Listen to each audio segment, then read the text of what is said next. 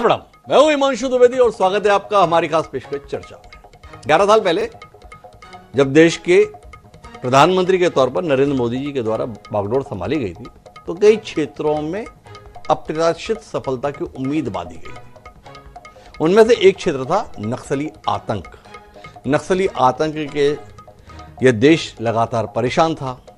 Bharatiya Janata party के तमाम नेता बताते थे कि इसका समाधान संभव है, बशर्ते दृढ़ इच्छा शक्ति के साथ सुनियोजित रणनीति के साथ काम किया जाए। खासतौर पर नरेंद्र मोदी जब जब छत्तीसगढ़ की तरफ आते थे, मध्य प्रदेश की तरफ आते थे, तब इस मुद्दे पर बड़े मुखर भी रहते थे। लेकिन 2014 से लेकर 2024 तक नक्सल मोर्चे पर दावे जितने भी रहे हों, कोई बहुत अप्रत्याशित सफलता मिलती हुई नहीं दिखी थी। छत्तीसगढ़ के संदर्भ में तो विशेष तौर पर नहीं मिली थी। लेकिन जब तीसरा कार्यकाल शुरू हुआ, उसी समय पर देश के गृह मंत्री के रूप में अमित शाह ने एक बड़ी बैठक छत्तीसगढ़ में की और छत्तीसगढ़ में बैठक के बाद यह ऐलान किया कि हम 31 मार्च 2026 तक इस देश से नक्सली आतंक का सफाया कर देंगे। सरकारें दावा करती हैं, दावे सुने जाते हैं और उन्हें सियासी दावा मान लिया जाता है। लेकिन अमित शाह और नरेंद्र मोदी को थोड़ा राजनीतिक क्षेत्र में गंभीरता के साथ लिया जाता है और विशेष तौर पर अमित शाह जब कभी इस प्रकार की बात बोलते हैं तो उसके संदर्भ में संजीदगी कहीं अधिक बढ़ ही जाती है। जब छत्तीसगढ़ में ही बोले और एक तारीख के साथ बोले तो उम्मीद बंधी और उस उम्मीद के अनुरूप पिछले 1-1.5 साल से लगातार काम होता हुआ भी हम देख रहे हैं। 24 अगस्त 2024 से लेकर आज जब हम ये कार्यक्रम कर रहे हैं, नक्सली मोर्चे पर सरकार की सफलताएं चौंकाने वाली रही और इन सफलताओं के बीच में ये आवाजें भी बहुत नहीं आई कि निर्दोष नक्सली मारे जा रहे हैं, नक्सलियों के नाम पर निर्दोष आदिवासियों का नरसंहार हो रहा है। ऐसे आरोप प्रत्यारोप भी नहीं दिखे। बड़े पैमाने पर नक्सली बंदूक छोड़कर मुख्यधारा में आते हुए भी दिखे। लेकिन आज हम बात इसलिए कर रहे हैं कि विधिवत नक्सलियों के द्वारा अब आत्मसमर्पण की पेशकश कर दी गई है। बैलेट बनाम बुलेट के संघर्ष के अंतर्गत अब नक्सली देश के संदर्भ में, भारत के संदर्भ में बैलेट के रास्ते पर आने की बात कर रहे हैं। कॉमरेड अभय की ओर से जिस प्रकार का एक पत्र सार्वजनिक हुआ है, जिसमें तारीख 15 अगस्त की डली है पर वो सार्वजनिक सितंबर महीने में हुआ है, उसमें बाकायदे ये माना गया है कि जिस प्रकार का काम चल रहा है अब हम बंदूक के स्तर पर लड़ाई लड़ने की स्थिति में नहीं है। वो जन समस्याओं को लेकर जो लोग दूसरे रास्तों का इस्तेमाल कर रहे हैं उसमें कंधे से कंधा मिलाकर लड़ने की बात कर रहे हैं। वह इस बात के लिए तैयार है कि हम हथियार छोड़ देंगे और हथियार छोड़ने के संदर्भ में कोई और शर्त नहीं रख रहा है। बस इतना चाहते हैं कि 1 महीने के लिए आप संघर्ष विराम का ऐलान कर दीजिए, हम अपने लोगों से बात करके उनको तैयार कर लें और कुल मिलाकर अब इस कहानी का अंत कर दिया जाए। सरकार के स्तर पर इसके जवाब में संतुलित प्रतिक्रिया दी गई है। सरकार ने कोई ऐलान नहीं किया कि हम संघर्ष विराम कर रहे हैं। सरकार ने कहा यह है कि हम परीक्षण कर रहे हैं कि यह पत्र वाकई कितना सही है और अगर वह मुख्यधारा में आने के लिए तैयार है तो बात क्या करनी है, मुख्यधारा में आए, हमारी तो नीति बनी हुई है, नीयत हमारी बनी हुई है। तो आज हम इसी पर बात करेंगे कि मिशन असरदार लाल डाले हथियार, इसको सरकार की जीत के रूप में देखें या एक वैचारिक जीत के रूप में देखें। बैलेट बनाम बुलेट के संघर्ष में क्या बैलेट के प्रति विश्वास जागने वाला है? क्या सुरक्षा बलों के द्वारा सामूहिक रूप से जो अभियान चलाया गया उसने कमर इस कदर तोड़ दी, इसके चलते ये हथियार डाल रहे हैं? या नक्सलियों को समझ में आ गया कि बुलेट से अब समाधान संभव नहीं है, बैलेट के रास्ते से ही समाधान संभव है? या ये दोनों बातें ही हमारी गलतफहमी है? कुल मिलाकर अभी दबाव ज्यादा है, दबाव को कुछ कम करना है, कुछ समय लिया जाए, समय में नए सिरे से अपनी व्यवस्था बनाई जाए और वापस हथियार उठा लिए जाए। सवाल गंभीर है।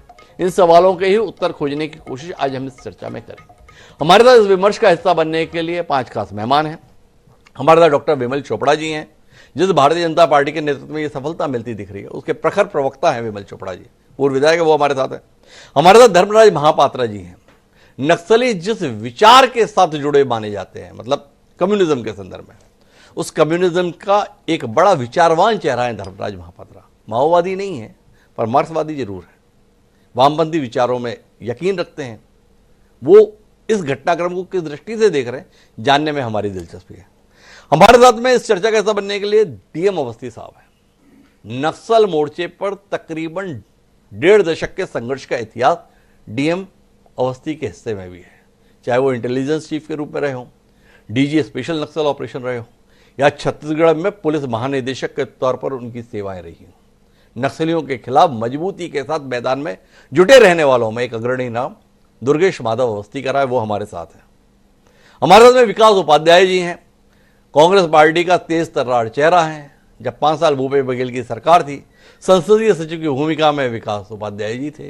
विकास उपाध्याय जी उस दौरान गृह विभाग के साथ भी संबंध थे। समझेंगे उनसे ये सफलताएं उन्हें चौंका रही हैं या डरा रही हैं। और इन सबके बीच में मनीष गुप्ता जी हैं, बस्तर क्षेत्र के सक्रिय पत्रकार हैं, संपादक हैं, वो भी हमारे साथ मौजूद हैं। चर्चा की शुरुआत हम धर्मराज महापात्रा जी से करेंगे, लेकिन उससे पहले 2 बयानों पर दृष्टि डालेंगे। भारत की कम्युनिस्ट पार्टी माओवादी केंद्रीय कमेटी प्रेस विज्ञप्ति दिनांक 15 अगस्त 2025।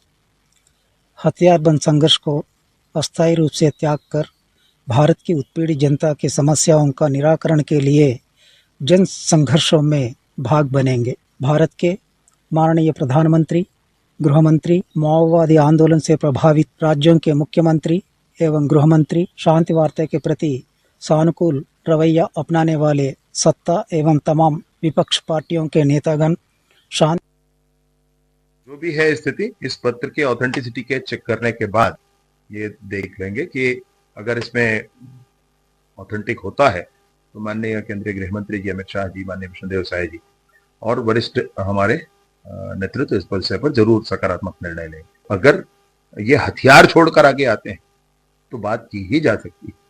और इसमें विभिन्न अभी भी उपबंध और कंडिकाएं हैं, उन कंडिकाओं और उपबंधों को उनको समाप्त करना चाहिए। बस्तर में सुख और शांति हो, इसके लिए डबल इंजन की सरकार हर हाल में प्रयासरत है और मैं सोचता हूं कि अगर ऐसे हो सकता है तो ये बहुत अच्छा है। तो कुल मिलाकर पत्र भी है, ऑडियो मैसेज भी है, देश के ना सही पर प्रदेश के गृह मंत्री विजय शर्मा की हमारे पर प्रतिक्रिया भी है। वो ऑथेंटिसिटी को चेक करना चाहते हैं और सब कुछ अगर ठीक है तो उसके लिए स्वागत भी करना चाहते हैं, काम भी करना चाहते हैं। पर धर्मराज महापात्रा जी हमारे साथ हैं। क्या कहते हैं धर्मराज जी? अमित शाह को बधाई देना चाहेंगे, देश की हुकूमत को बधाई देना चाहेंगे, विष्णुदेव साय को बधाई देना चाहेंगे, इन माओवादियों को हड़काना चाहेंगे। कायर कहेंगे इतनी जल्दी हथियार डालने के लिए तैयार हो गए, थोड़ा दबाव क्या बना, तुरंत सरेंडर की भाषा बोलेंगे। क्या देखते हैं धर्मराज जी आप? देखिए, बात यह है कि आपने जो शुरुआत पे बात की, हम मार्क्सवादी विचारधारा पर विश्वास रखते हैं, कम्युनिज्म की विचारधारा पर विश्वास रखते हैं, लेकिन हमारा माओवादियों के साथ बुनियादी रूप से अंतर्विरोध रहा है। आपको ये जानकारी है, जिस नक्सलवाड़ी से नक्सल आंदोलन की शुरुआत हुई, जिसके जनक उस समय चारू माजुमदार और कानून सान्याल थे, उनके हाथों हमारे 1700 से ज़्यादा कार्यकर्ता मारे गए पश्चिम बंगाल के अंदर। और हम जो है उनके खिलाफ राजनीतिक रूप से संघर्ष किए और उसका नतीजा था कि 34 साल तक पश्चिम बंगाल के अंदर सीपीआईएम की ज्योति बसु के नेतृत्व में, बाद में बुद्धदेव भट्टाचार्य जी के नेतृत्व में सरकार रही और उस नक्सलवाड़ी से नक्सली आंदोलन का समाप्ति हुई। इसलिए हमसे जो है उनकी बुनियादी रूप से विचारधारात्मक रूप से हमारा उनसे विरोध रहा है। हम तो शुरू से ये कहते रहे हैं कि जिस माओ के नाम पर आप जो माओवाद की बात करते हैं, उस माओ ने भी कभी भी इस हिंसा के रास्ते को स्वीकार नहीं किया। और हमारा उनसे इसी बात पर विरोध रहा कि आप अगर सही मायने में शोषित पीड़ित जनता की आवाज़ उठाते हो तो आप अंततः जो है उसी शोषित पीड़ित जनता को ही मार रहे हो, जो आपके अंदर सबसे बड़ा विचारधारात्मक विचलन है। और इसीलिए हमने उनकी हमेशा हिंसा की राजनीति का विरोध किया और हमने उनसे कहा, अगर आप सही मायने में उत्पीड़ित जनता की आवाज़ बनना चाहते हो तो आपको देश की जनतांत्रिक प्रक्रिया का हिस्सा बनना चाहिए। दूसरी बात, ये जो घटनाक्रम है, मैं समझता हूँ, मैंने पिछली बार भी यहाँ इस विषय पर जब चर्चा हुई थी ये कहा था, बस्तर को शांति चाहिए, हर किस्म की हिंसा से शांति चाहिए। क्योंकि बस्तर में वास्तव में एक और माओवाद के नाम पर माओवादी हिंसा से भी जो जवान मारे जा रहे हैं वो भी कोई बड़े धन्ना सेठ पूंजीपतियों परिवारों का हिस्सा नहीं है, वो भी आम मजदूर हैं, गरीब किसान हैं, आदिवासियों के बेटे हैं, वो मारे जा रहे हैं। दूसरी तरफ राज्य की ओर से भी जो माओवादी, वो भी जो है गरीब, आम, निर्दोष, आदिवासी, आम जनता है। इसीलिए हिंसा कहीं से भी हो, हमारे देश के अंदर इस किस्म की हिंसा का कोई हमारी जनता, वो तो ठीक है धर्मराज जी, अपन जरा मुद्दे पे आते हैं। नहीं रुकिए, मेरा जो सवाल है वो सीधा सवाल ये है कि ये अहिंसा के उपदेश से आ रही शांति नहीं है। केंद्र और राज्य की फोर्स ने जबरदस्त तरीके से जमीन पर दबाव बनाया, लोगों के मरने की स्थितियां हो गई, बड़े संख्या में हथियारबंद नक्सली इस दौरान मारे गए, उसके चलते शांति का विचार उपजा है। या धर्मराज महापात्रा जी को लगता है कि नहीं अब उनको ज्ञान की प्राप्ति हो गई कि हिंसा के रास्ते से समाधान संभव नहीं, इसलिए अहिंसा के रास्ते पर आने की बात हो रही है। ये हृदय परिवर्तन के चलते है या भय के चलते उपजा हुआ प्रस्ताव है, ये जरा आपसे समझना चाहता हूं। देखिए, बात ये है हिमांशु जी, मैं जो है इस पूरी जो परिस्थिति का आपने विश्लेषण किया, उसमें जो है किसी भी मामले में अतिरंजित कोई टिप्पणी नहीं करना चाहता जी। देखिए, इससे पहले भी तेलंगाना के अंदर जो है एक बातचीत की प्रक्रिया शुरू हुई थी। छत्तीसगढ़ के अंदर भी आपको याद होगा, भाजपा की सरकार थी, रमन सिंह मुख्यमंत्री थे, एलेक्स पॉल मेनन का जब किडनैपिंग हुआ था, सुनील कुमार मुख्य सचिव थे, उसके बाद जो है निर्मला बुच, सुनील कुमार, इनको लेकर एक कमेटी बनी थी। उस समय भी एक डायलॉग की बातचीत शुरू हुई थी, एक शांति की प्रक्रिया में आगे बढ़ने का रास्ता तय किया गया था। बाकायदा एक घोषित कमेटी सरकार की तरफ से बनाई गई थी। उसमें उनकी कुछ मांगों पर जो है रमन सिंह की भारतीय जनता पार्टी की सरकार ने ही विचार किया था, जिसमें उनकी पहली मांग थी कि जो है जो लोग जेलों के अंदर में निर्दोष लोग जो हैं, जो बंद हैं, उनको रिलीज किया जाना चाहिए। बाकायदा उसका परीक्षण हुआ और एक हिस्से को, कुछ लोगों को उस प्रक्रिया में छोड़ा भी गया। हम समझते हैं बस्तर के अंदर आज ये जो परिस्थितियां बन रही है, माओवादियों के द्वारा अगर ये इस किस्म का प्रस्ताव किया गया है, तो पहली बात है, ये बात विजय शर्मा जी ने जो कही ये सच है। सरकार के पास पूरा तंत्र है, परीक्षण होना चाहिए, उसकी पुष्टि हो जानी चाहिए। और अगर इस तरीके का कोई वातावरण बनता है तो निश्चित रूप से यह स्वागत योग्य है। बस्तर, जो बात शुरुआत में मैंने कही कि बस्तर शांति चाहता है, बस्तर की जनता को शांति चाहिए, केवल बस्तर नहीं, छत्तीसगढ़ आप क्या बड़ी अच्छी बात कर रहे हो। आपके हमेशा जो स्वर रहे, मतलब आपकी पार्टी के या वामपंथी विचारकों के, वो सुरक्षा बलों की कार्रवाई के संदर्भ में विरोध के स्वर दिखते थे। आज शांति का प्रस्ताव आया है, क्या आप मानते हैं ये शांति का प्रस्ताव सुरक्षा बलों के द्वारा जो दबाव बनाया गया उसके चलते आया है? क्या आप अपने उस समय के दबाव को लेकर कहीं कोई खेद व्यक्त करना चाहेंगे कि वो हमारी रणनीति गलत थी, हमारी सोच गलत थी, हमारी दृष्टि गलत थी? देखो, सुरक्षा बलों ने दबाव बनाया तो ये नक्सली हथियार डालने के लिए मजबूर हो रहे हैं। इस पर जरा आपकी टिप्पणी चाहिए थी धर्मराज जी। बात ये है कि अगर मैं, इसीलिए मैंने कहा ना कि मैं कोई अतिरंजित टिप्पणी नहीं करना चाहता जी। अगर मान लीजिए आप अगर केवल उस नजरिए से देखते हैं कि इसमें ये है, तो भाई इसमें केवल सुरक्षा, हमने बार बार ये कहा है कि केवल इसको जो है प्रशासनिक नजरिए से देखेंगे तो आप फिर उस समस्या की जड़ तक नहीं। चलिए हम राजनीतिक दृष्टि से देखते हैं धर्मराज जी, क्या आप मानते हैं कि सुरक्षा बल तो पहले भी दबाव बनाते थे पर बात बनती नहीं थी, क्योंकि यह आता था कि स्थानीय स्तर पर आदिवासी का सहयोग इन सुरक्षा बलों को नहीं मिलता? क्या आप मानते हैं कि विष्णुदेव साय जो मूलतः आदिवासी हैं, उनके मुखिया हो जाने से आदिवासी समुदाय का विश्वास राज्य सरकार के प्रति जाग गया, भरोसा जाग गया कि यहां पर अब अपना आदमी बैठा है, इसलिए नक्सलियों के स्थान पर सरकार को समर्थन मिलने लगा, नक्सली कैडर के स्थान पर सुरक्षा बलों को समर्थन मिलने लगा, इसलिए कहानी बदल गई। क्या ऐसा कोई नजरिया आपका? नहीं, देखिए, ये तो फिर वही इस विषय वस्तु को बहुत छोटा करना होगा, क्योंकि अगर विष्णु, अरे हम तो आपसे विस्तार चाहते हैं, छोटा थोड़ी कर रहे हैं। मैं वही कह रहा हूं कि अगर विष्णुदेव सरकार के बनने से और उनके नीतियों से जो है अगर आदिवासियों का या बस्तर के अंदर ये विश्वास पैदा हो रहा है, बस्तर के आदिवासियों के अंदर ये भी एक भ्रम है, ये भी एक संदेश है, ये भी उनके अंदर की आवाज है। जो सरगुजा में जो घट रहा है, लाखों पेड़ काटे जा रहे हैं, पूरे कोयला खदानें जो है आदिवासियों की जमीन पर किसको दिया जा रहा है? तो उससे बस्तर में क्या हो रहा है? घटना हो रही है वो क्या है? तो उससे बस्तर में क्या हो रहा है? बस्तर में निश्चित रूप से आज बस्तर के अंदर ये जो पूरा सबसे बड़ा मिनरल्स कहाँ है बस्तर के अंदर, तो बस्तर के जनता के अंदर ये भी एक सवाल है। तो हम आज इसीलिए मैं ये जो है कि ये बड़े पैमाने, अगर मान ली हम जो बार बार कहते रहे कि आदिवासी जनता का बस्तर के माओवादियों से अलगाव होने के लिए जो एक पॉलिटिकल प्रोसेस होनी चाहिए, वो पॉलिटिकल प्रोसेस का रास्ता अपनाया जाना चाहिए और उस प्रक्रिया में सामूहिक रूप से सुरक्षा बल की कार्रवाइयों के जरिए उनकी हिंसा का जवाब मिलना चाहिए। और बस्तर की जनता के जो सोचता हूं कि आप कहीं कंफ्यूज तो नहीं हो गए धर्मराज जी। आपने कहा कि बस्तर के लोगों में ये सवाल है, अभी तो सवाल इस बात को लेकर कि नक्सलियों को समर्थन नहीं मिल रहा, तो ये सवाल बस्तर की जनता का है या धर्मराज महापात्रा या वामपंथी विचारकों का है कि सरगुजा में शांति आई तो देखो खनन गतिविधियां कैसी बढ़ गई, अब बस्तर शांति की ओर है, बस्तर में खनन गतिविधियां तो नहीं बढ़ जाएंगी, ये आशंका अब आपको डराने लगी? ये हमारी नहीं है। देखिए, दो बातें हैं। मैंने कहा बस्तर के अंदर जो नक्सली हिंसा है, माओवादी हिंसा है, उसके उत्पीड़ित भी तो आदिवासी थे ना। शुरुआत में ही मैंने कहा, आप किसको मार रहे थे? मुखबिरी के नाम पर किनको निशाना बना रहे थे? आप उन्हीं आदिवासियों को। तो उन आदिवासी जनता से अगर उनका विलगाव हुआ है तो निश्चित रूप से एक सकारात्मक बात है।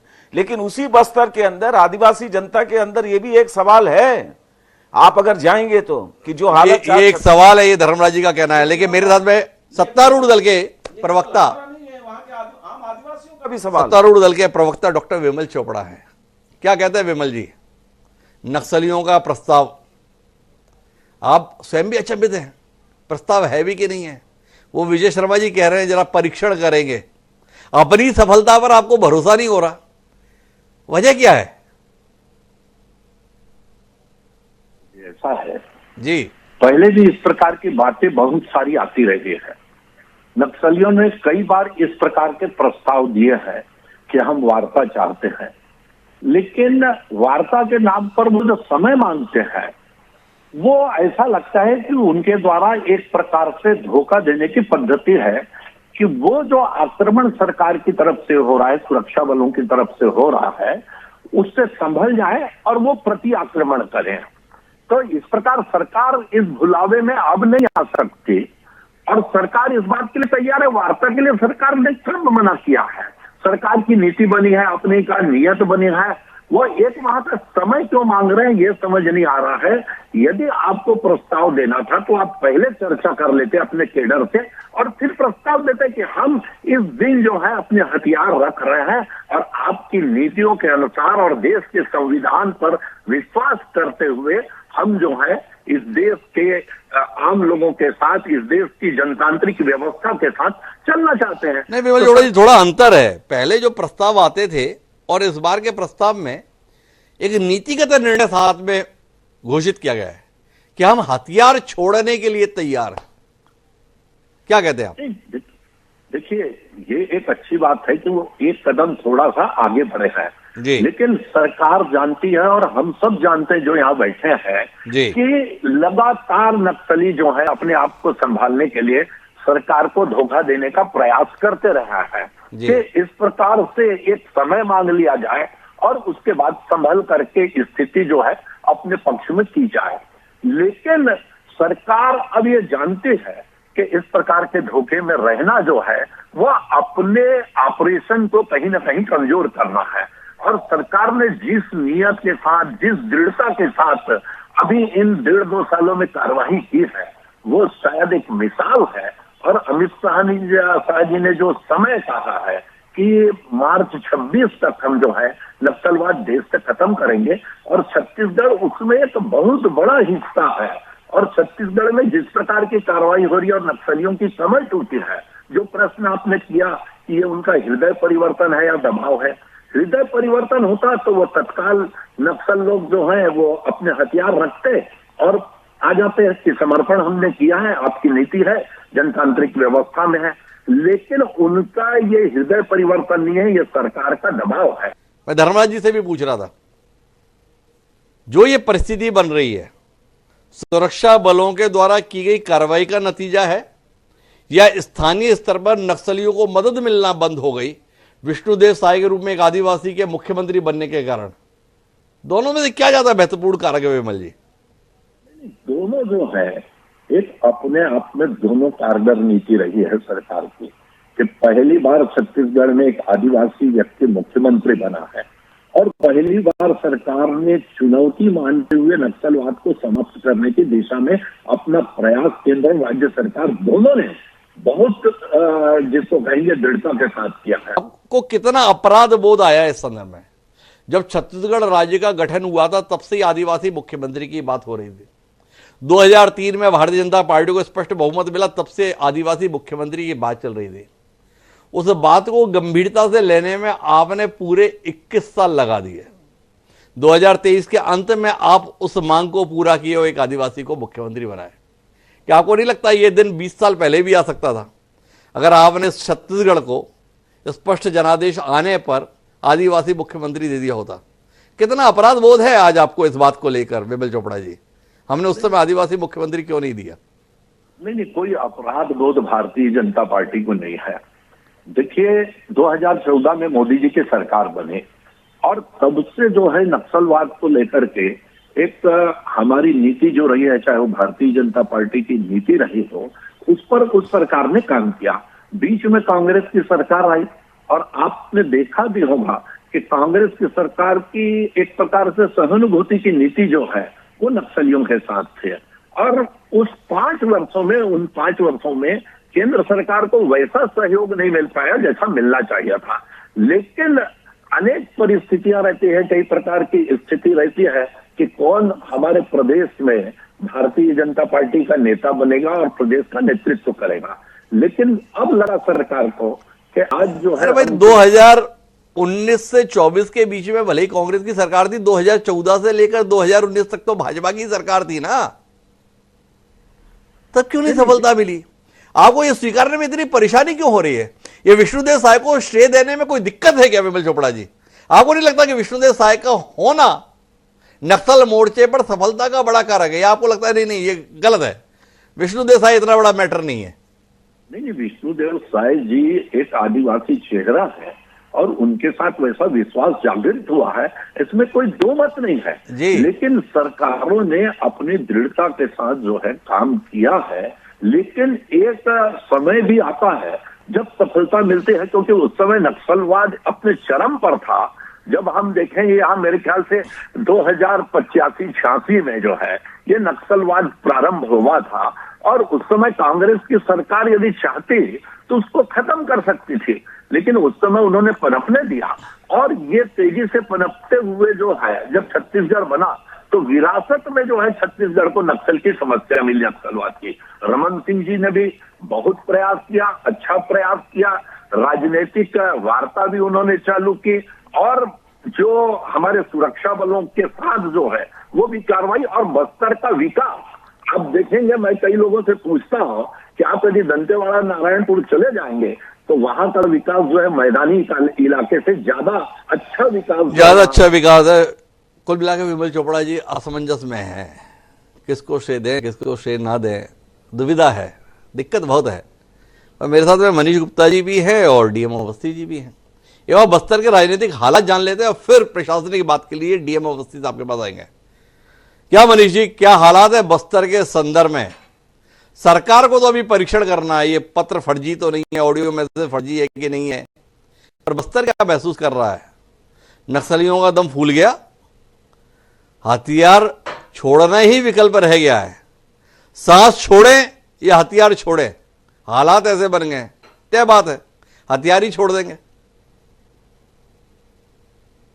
नहीं, निश्चित रूप से जिस प्रकार के हालात बनते हैं ये अपने आप में अभूतपूर्व है और मुझे लगता है कि ये चौंकाने वाले अभी जो डेवलपमेंट हुए हैं ये इसकी कभी किसी ने कल्पना नहीं की थी कि नक्सली इस तरीके से आकर के इस पूरे मामले को हैंडल करेंगे और जो समर्पण को लेकर के उनका अपना एक जो उन्होंने अपनी जो व्यवस्था बनाई है वो व्यवस्था लगातार काम करेगी।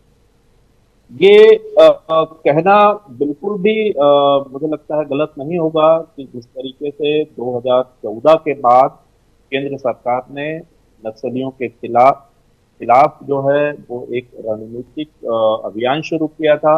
केंद्र से पूरा जो बोल रहा है 2024 में जो केंद्रीय गृह मंत्री अमित शाह जी ने जो कमिटमेंट किया था कि 2026 तक हम नक्सलवाद का खात्मा कर देंगे, ये मुझे लगता है ये टाइमलाइन जो है वो काफी निर्णायक साबित हुई और आज जो हालात बदले हैं कहीं ना कहीं उस रणनीति के कारण है और जो नक्सली आज खुद से ये बोलने पर विवश हो गए हैं कि हम हथियार छोड़ करके कहीं ना कहीं शांति की दिशा में अग्रसर हो रहे हैं। आज नक्सलियों का एक और पर्चा जारी हुआ है जी। इस पे नक्सलियों ने अब तक की हुई घटनाओं के लिए न सिर्फ माफी मांगी है, बल्कि उन्होंने सारे हालातों का जिक्र किया है कि हमको ये परिस्थितियां कैसे हमारे सामने आई और हम किन किन जगहों पर फेल हुए।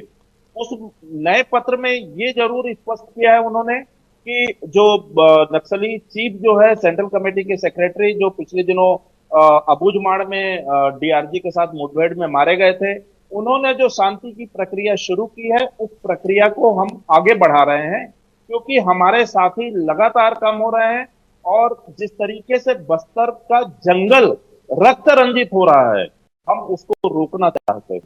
तो कहीं ना कहीं जो नक्सलियों की बेबसी जो है वो नक्सलियों की बेबसी की जो वजह है, फोर्सेस तो पहले भी थी मनीष जी, ऑपरेशन पहले भी चलाने की कोशिश थी और फोर्स पहले भी कम नहीं थी, पर जैसी सफलताएं पिछले एक साल में मिली हैं वैसी पहले नहीं मिलती थी। क्या वजह है? पहले ये शिकायत बार बार आती थी कि स्थानीय स्तर पर फोर्सेस को सहयोग नहीं मिलता। उसमें बदलाव, नक्सली अपनी हरकतों के कारण जनसमर्थन खोते गए और सरकार या सुरक्षा बल स्थानीय लोगों का दिल जीत पाने में कामयाब रहे। ऐसा कोई पहलू?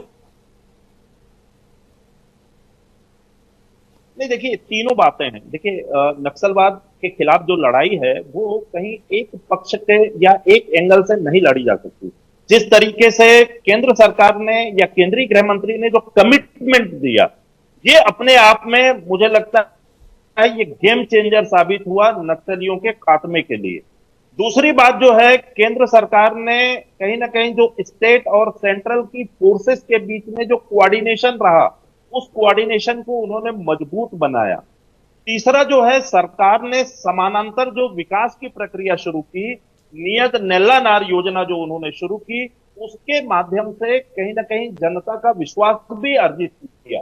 ये तीनों ऐसी चीजें हैं जिनकी वजह से आज जो पहले इन चीजों की कमियां थी, इन चीजों की कमियां थी, ये मनीष जी का कहना है। हमारे साथ में विकास उपाध्याय जी जुड़ गए। विकास जी, मेरी आवाज सुन पा रहे हैं?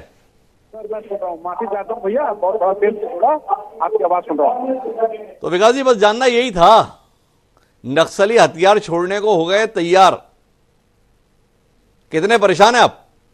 स्वास्थ्य, शिक्षा, रोजगार को लेकर लगातार पिछले जब भारतीय जनता पार्टी 15 साल सरकार थी तो हम भूल रहे थे। कांग्रेस पार्टी की सरकार ने वहाँ रोजगार के नए नए आयाम चालू किए, नक्सलियों का हौसला तभी पास हुआ, वहाँ लगातार बेस कैंप बनाए गए। इंटीरियर जहाँ आज मुठभेड़ हमारे जवान कर रहे हैं, कहीं ना कहीं बहुत बड़ा योगदान कांग्रेस पार्टी का, जो बेस कैंप इंटीरियर एरिया में ले जाने का काम किया। और हम तो इस बात को कह रहे हैं, और चिट्ठी तो पहले भी कई जारी हुई, लेकिन अगर उसके साथ में नक्सलियों के साथ में बहुत सारे बेगुनाह आदिवासी मारे जा रहे हैं, वो तो दुर्भाग्यपूर्ण है। हमने हमेशा लड़ाई उसी की की और हम उसी की बात करते हैं। नक्सली इस प्रदेश से खत्म हो, हर पार्टी, हर राजनीतिक दल और छत्तीसगढ़ में रहने वाला हर व्यक्ति चाहता है कि नक्सलिज्म इस प्रदेश से कम हो जाए। लेकिन इस प्रकार से कांग्रेस पार्टी, हमको तो 5 साल मिला था, 2 साल इसमें कोरोना था, 3 साल में कांग्रेस पार्टी ने ऐतिहासिक काम उनके बीच में जाके किया। हम तो नमन करते हैं हमारे नेता महेंद्र कर्मा जी को, जो तलवार जुलूम जैसे बड़े अभियान को उसी समय से चलाने का काम कर रहे हैं और अपना प्राण दे दिया, बलिदान दे दिया। हमारे पूरे नेताओं के का त्याग और बलिदान मैं समझता हूँ बहुत बड़ा, उन लोगों से बहुत बड़ी बलिदान है, इसकी वजह से आज ऐसी स्थिति निर्मित हो रही है। तो विकास जी, तो इस बात में अभिभूत है भाई, कांग्रेस की सरकार ने कमाल का काम किया था इसलिए ऐसा नतीजा आ रहा है। विकास जी का आकलन है, वो अपने आकलन के साथ रह सकते हैं, लेकिन अब मेरे साथ में दुर्गेश माधव अवस्थी है। सपना तो आपने बहुत देखा अवस्थी साहब, ये दिन आए, पर आया तब जब आप सेवानिवृत्त हो गए। आपके रहते हुए नहीं आया, पर आ गया। अब कैसे आया? आपकी तो दृष्टि लगातार रही है इस विषय पर। देखिए हिमांशु जी, ये एक 60 से जो नक्सलवाद चल रहा था और अपने मध्य प्रदेश में जब छत्तीसगढ़ को भी माने 25 साल और मध्य प्रदेश को भी जोड़े तो करीब 35 साल से इस एरिया में लगभग नक्सलवाद का प्रभाव रहा। 90 से मैं मानता हूं कि मध्य प्रदेश में नक्सलवाद ने प्रवेश किया था और अब 35 साल हो गए हैं। जो बात अभी तक आपके इस प्रोग्राम में आई है, प्रश्न ये है कि जब इसकी लड़ाई 2014 में 2013 में छत्तीसगढ़ में झीरम घाटी के अभियान के बाद हमारा ऑपरेशन जीरो की स्थिति में था। सुरक्षा बलों का जो मॉरल था वो भी डाउन था, पॉलिटिकल मॉरल भी डाउन था। उस वक्त 14 में जब प्रधानमंत्री नरेंद्र मोदी जी बने तो एक नीति तैयार हुई कि नक्सलवाद को समाप्त करना है। उसके लिए जो आपने कहा कि सपना देखा, बहुत सारे प्रयास हुए हैं। 2000 उन सबको भी याद करना चाहिए, चाहे वो के विजय कुमार रहे हों, कैसे डीआरजी को बनाया गया, कैसे डीआरजी को ट्रेन किया गया, हजारों लोग शहीद हुए हैं। डॉक्टर रमन सिंह की सरकार जो थी 14 से 18 तक, उसने बहुत काम किया। और अगर आपको ठीक से हम सभी को याद करें तो 2016 से जो 17 और 18 का समय था, विधानसभा चुनाव जो 18 का था, उस वक्त बस्तर में एक भी घटना नहीं हुई, एक भी पोलिंग बूथ पे चुनाव नहीं हुआ। वो उस सरकार में जो रमन सिंह जी की सरकार थी, उस समय भी ऑपरेशंस की ये सक्सेस थी सुरक्षा बलों की। लेकिन अब जो बात हो रही है, आज जो ये पत्र जारी हुआ है 2023 के बाद से, जो केंद्रीय गृह मंत्री जी की जो दृढ़ इच्छा शक्ति है, देखिए एक राजनीतिक विचारधारा थी माओवाद की, और जो दृढ़ इच्छा शक्ति उन्होंने जाहिर की कि 31 मार्च 26 तक समाप्त होगा, उनको हमने डीजी के रूप में भी देखा है। छत्तीसगढ़ वो कई बार आए और नक्सल के संबंध में उन्होंने मीटिंग ली। तो जो इस समय 1.5 साल में जो काम हुए हैं, वो तो वाकई में इसकी तारीफ जितनी की जाए उतनी कम है। जिस प्रकार से सुरक्षा बलों ने दबाव बनाया, और मैं आपको सच्चाई बताऊं, अगर इस आतंकवादी नक्सलवाद जिसका आतंक ही जिसका मूल उद्देश्य था, जिस प्रकार से उन्होंने टेरर का वातावरण किया था, उसका जो काउंटर अभी 1.5 साल में किया गया है। बात सही है कि विकास जी कह रहे हैं कि उस समय कैंप्स लगाए गए, सब अपना अपना काम कर रहे थे, लेकिन जिस दृढ़ इच्छा शक्ति से गृह मंत्री जी ने कहा और उसको उन्होंने मॉनिटर भी किया है बराबर, हर 2-3 महीने में उसकी एक मीटिंग करते हैं, खुद आते हैं, देखते हैं। मैं समझता हूं ये सुरक्षा बलों की अभूतपूर्व सफलता है।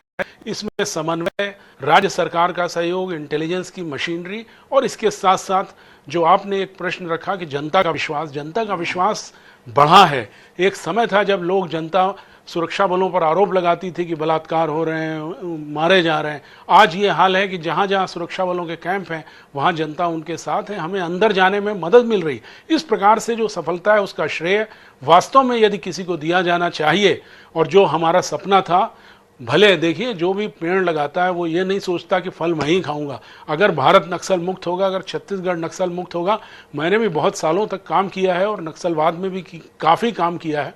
मैं समझता हूँ ये बात सही है, मैं मानने में कोई शक नहीं है कि 2016 में जब मैं नक्सल डीजी थे या आईजी इंटेलिजेंस उसके पहले था, हमें नहीं लगता था कि यह दिन आएगा कि नक्सलवादी पर्चा जाहिर करके ऐसे छोड़ देंगे हथियार। मुझे अभी भी बड़ा आश्चर्य लगता है कि इन्होंने जो इतना आतंक बना रखा था और किस प्रकार से उन्होंने अब सरेंडर कर दिया। कारण सिर्फ एक है कि कोई लीडर्स बचे नहीं। अच्छा, एक बार बताइए अवस्थी साहब, जो पत्र है उसमें हथियार छोड़ने की बात तो कही है, पर 1 महीने के संघर्ष विराम को भी चाहा गया है। बतौर नक्सल विशेषज्ञ, क्या इस बात पर खुश हो गए कि नक्सली हथियार छोड़ने के लिए तैयार हो गए?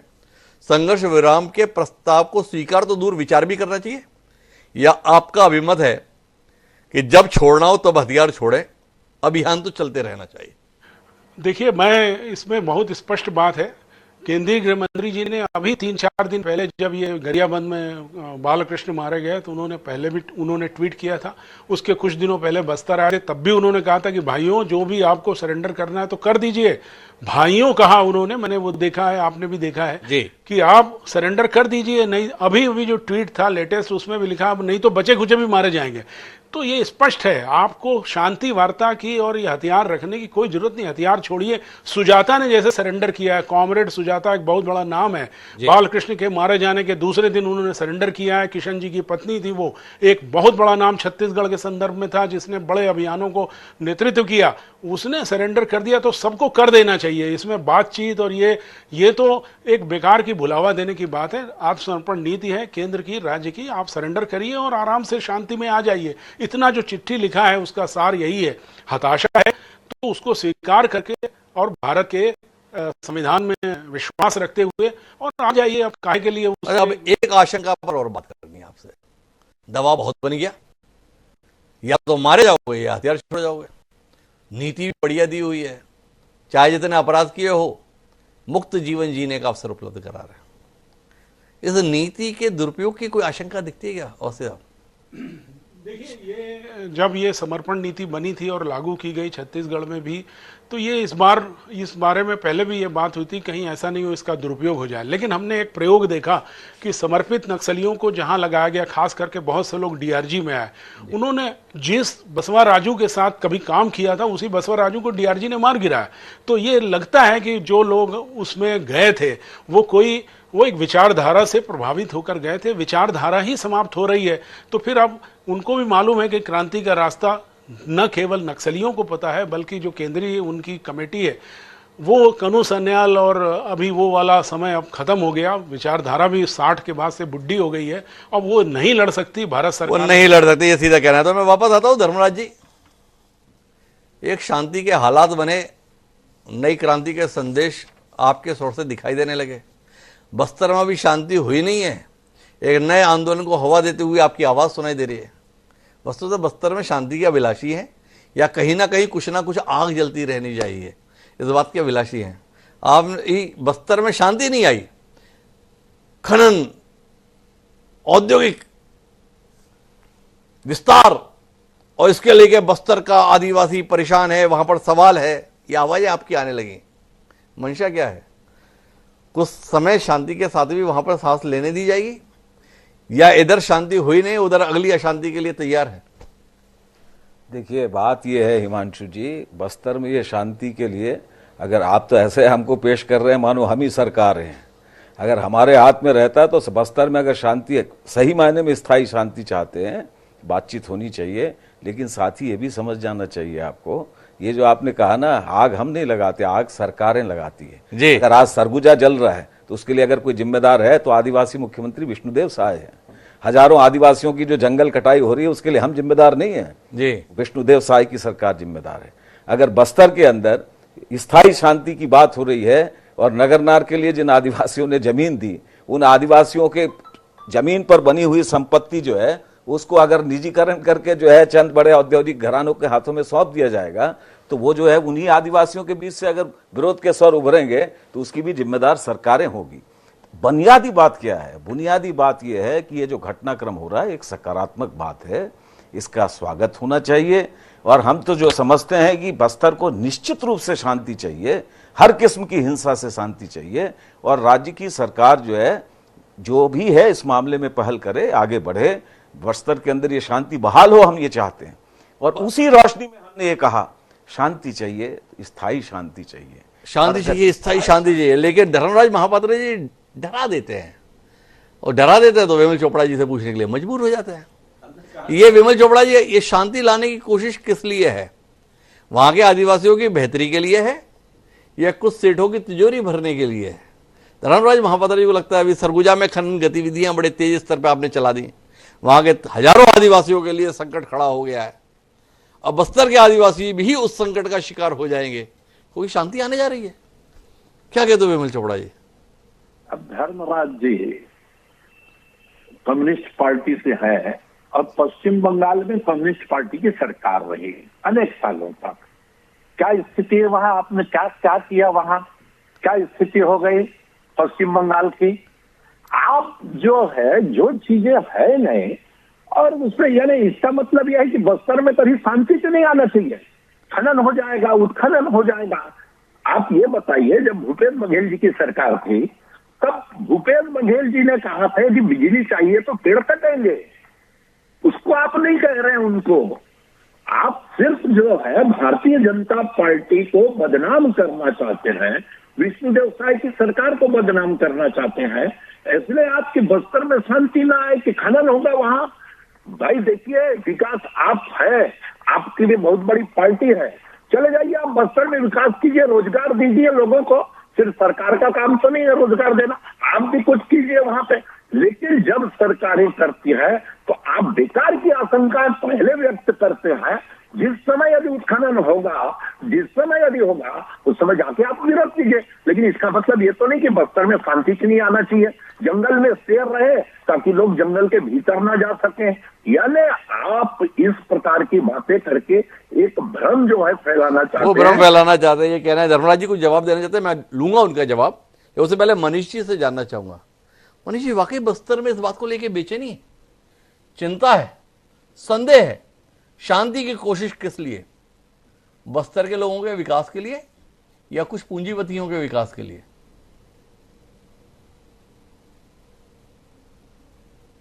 नहीं, देखिए, सबसे पहले तो बस्तर में शांति आनी चाहिए, और बस्तर का विकास ना हो ये कौन चाहता है भाई? बस्तर आजादी के अगर 7.5 दशक बाद भी आज बस्तर में अंदरूनी इलाकों में सड़कें नहीं हैं तो उसके लिए जिम्मेदार कौन है? मूलभूत सुविधाएं नहीं है तो उनके लिए जिम्मेदार कौन है? ये नक्सली और सरकारों की जो इच्छा शक्ति में कमी रही है, ये दोनों चीजें जिम्मेदार हैं।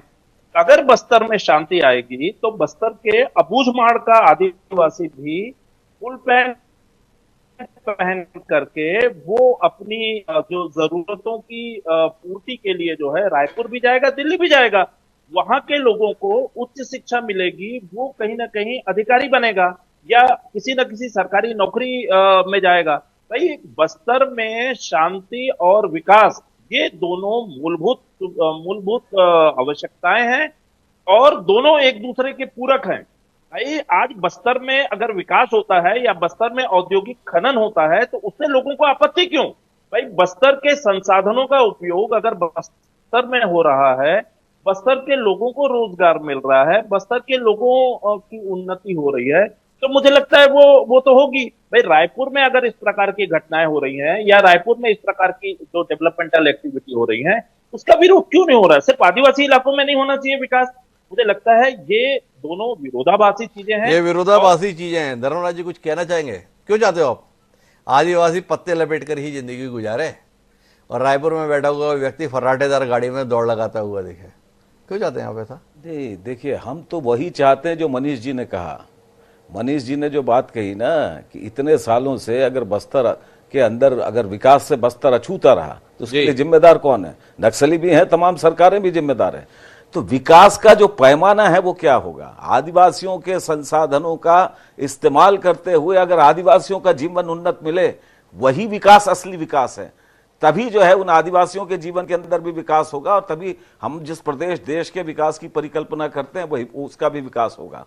लेकिन अगर विकास की वो परिकल्पना जो परिकल्पना हम छत्तीसगढ़ के अंदर हम देख रहे हैं, अगर बस छत्तीसगढ़ के अंदर आदिवासियों की जमीन पर निर्मित संसाधनों का दोहन करते हुए जिस आदिवासी की जमीन है उससे ही जो है उसके अधिकार से वंचित होगा और उसका जो है पूरा इस्तेमाल जो है दूसरी ताकतें करेंगी, उस विकास से वो आदिवासी फिर हाशिए पर चला जाएगा, पीछे धकेल दिया जाएगा। तो हम मनीष गुप्ता जी ने जो बातें कही, बस्तर को विकास और शांति चाहिए, लेकिन विकास का वो जो मॉडल है जिस मॉडल में आदिवासियों की भी कहीं ना कहीं कोई भूमिका हो, कोई जगह हो। और इसीलिए हम कहते हैं कि बस्तर के अंदर जब आप इस प्रक्रिया में आगे बढ़ रहे हो तो छत्तीसगढ़ की सरकार को यह भी पहल करनी चाहिए।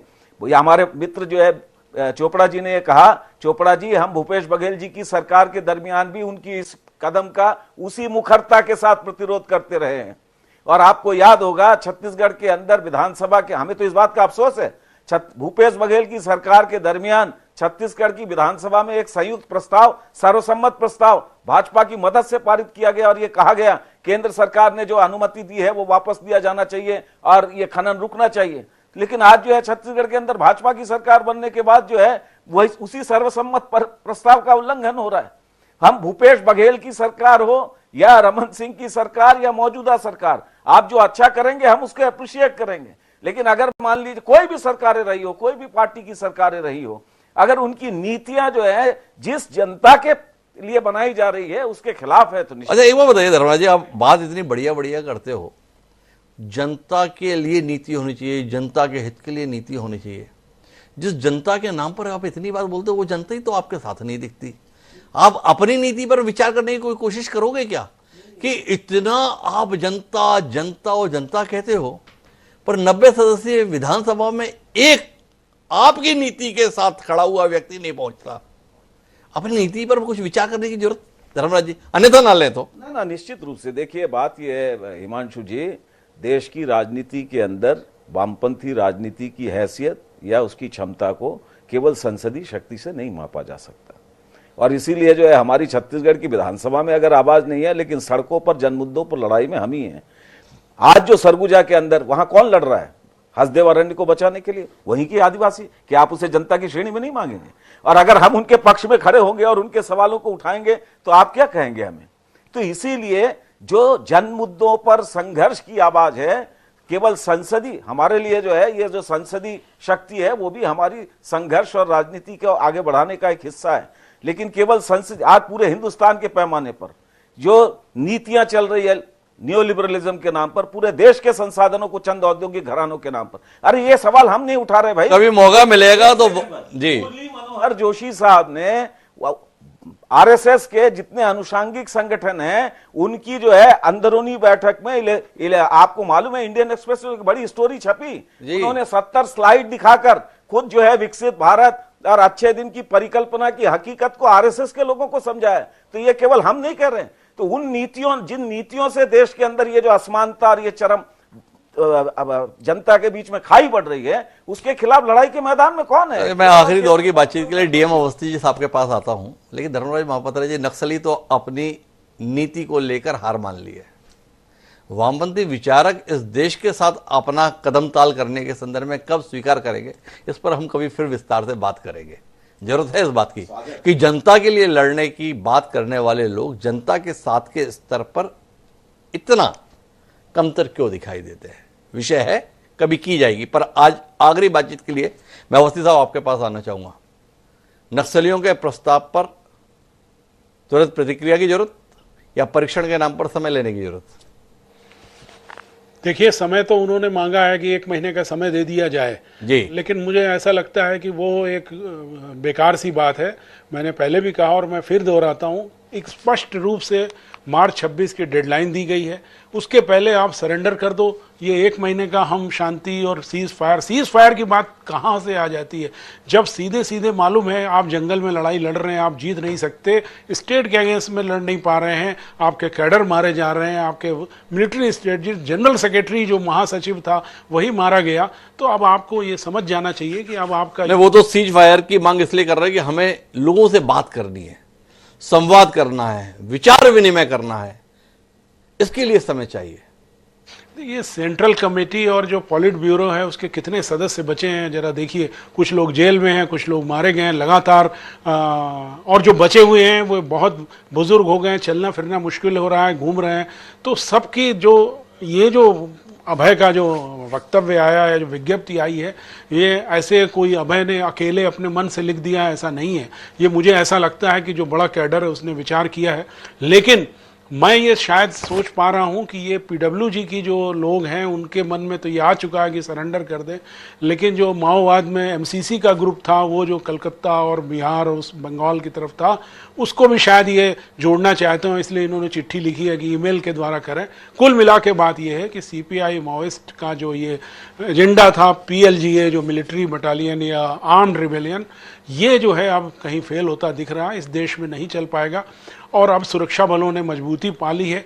बस्तर एक बहुत बड़ा गढ़ था, छत्तीसगढ़ एक बहुत बड़ा गढ़ था माओवाद का, वो ढहता हुआ दिख रहा है। जिन इलाकों में कभी सुरक्षा बल नहीं जा सकते थे, उन इलाकों पर सुरक्षा बलों का कब्जा हो गया है। तो अब मैदान तो उनको छोड़ना ही पड़ेगा, मैदान उन्हें छोड़ना ही पड़ेगा। तो कुल मिलाकर हम बातचीत के निचोड़ पर पहुंचे तो युद्ध के मोर्चे पर हम निर्णायक जीत के मुकाम पर आ चुके हैं। सुरक्षा बलों की सुनियोजित रणनीति के चलते नक्सली आतंक अब और अधिक लड़ने की स्थिति में नहीं है। उसका खात्मा बंदूक की गोली से होगा या समर्पण से, ये उनको तय करना है। पर कहानी यहीं पर खत्म नहीं होती है। ये नक्सली आतंक उपजा क्यों था? इसके मूल में था कि हमारे समाज के अंतर्गत जो परस्पर खाई थी, संपन्न की और निर्धन की, उस असंतोष ने इस प्रकार के विकल्प को अपनाने के लिए आमजन को विवश किया था। उसमें भले ही अंतर्राष्ट्रीय शक्तियां शामिल रही हों, पर अभाव तो हमारे यहां था। अब अगर शांति के संदर्भ में संकेत मिल रहे हैं तो साथ ही साथ नए सिरे से विचार करने की जरूरत है। विचार ये कि वर्ग विभेद जो है वो कैसे कब हो। अगर समाज में संपन्न और निर्धन के बीच में खाई ज्यादा रहेगी तो भविष्य में ऐसे विकल्प अपनाने के संदर्भ में युवा फिर से रुख कर सकते हैं। उनका इस तरफ रुख ना जाए और सभी देश की प्रगति के साथ अपनी प्रगति देख पाए, ऐसी नीति और नीयत को अपनाने की जरूरत होगी।